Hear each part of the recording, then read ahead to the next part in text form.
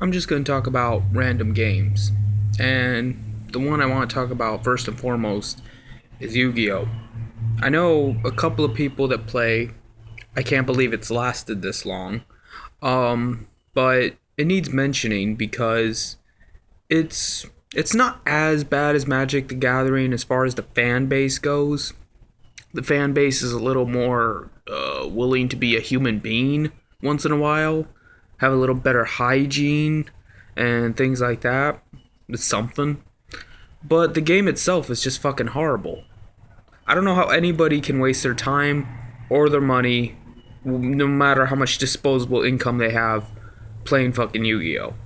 I mean, I would say the same about Magic the Gathering, but I don't really need to because their fan base is fucking horrible and they should put a gun to their head. But I digress. The point is that Yu-Gi-Oh! As a game mechanic is bad. And the reason I say this is because most collectible gaming systems have some kind of resource system in order to balance out the mechanics within. For example, in an RTS game, you have factories and houses and things like that to build better units. In Magic the Gathering, you have land cards. In Pokemon, you have energy cards. There's always some kind of finite resource that demands a certain amount from the different other aspects of the game. Now, this is not to say that this is the only way to do it, but it works.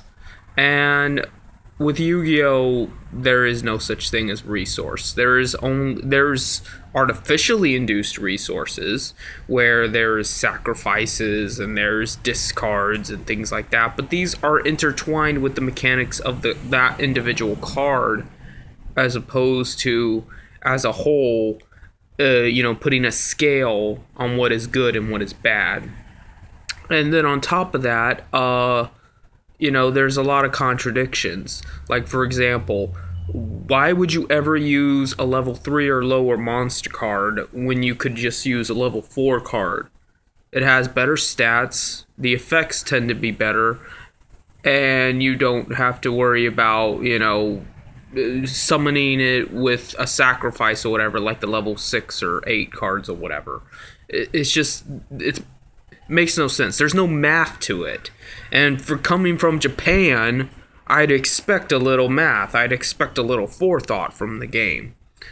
And then on top of that, because of this simplistic, often redundancy, the ban and restricted list of the Yu-Gi-Oh! Is fucking enormous.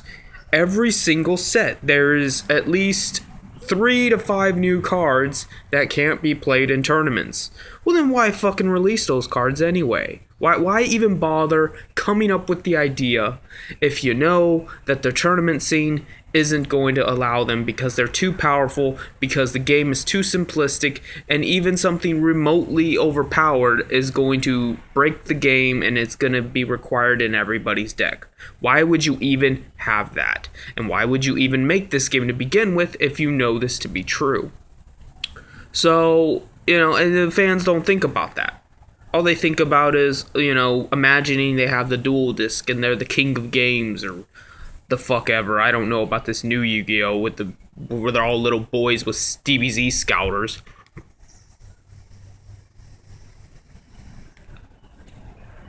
But, I just don't know what else to say here.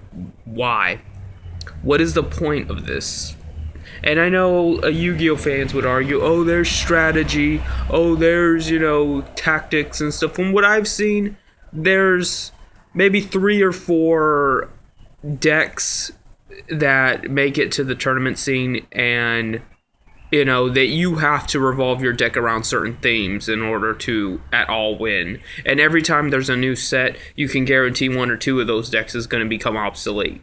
That let's say, for example, that there's the gadget decks, that there's these neon colored gadget men that would search your library or deck or whatever for cards that were also gadget men, and this was just a lot of spam. This worked well. that's all well and good, but then something better came along and nobody uses gadget men anymore. People might still use e-heroes, but that's because they made 1,001 different support cards for e-heroes, because that was Yu-Gi-Oh! GX in a nutshell.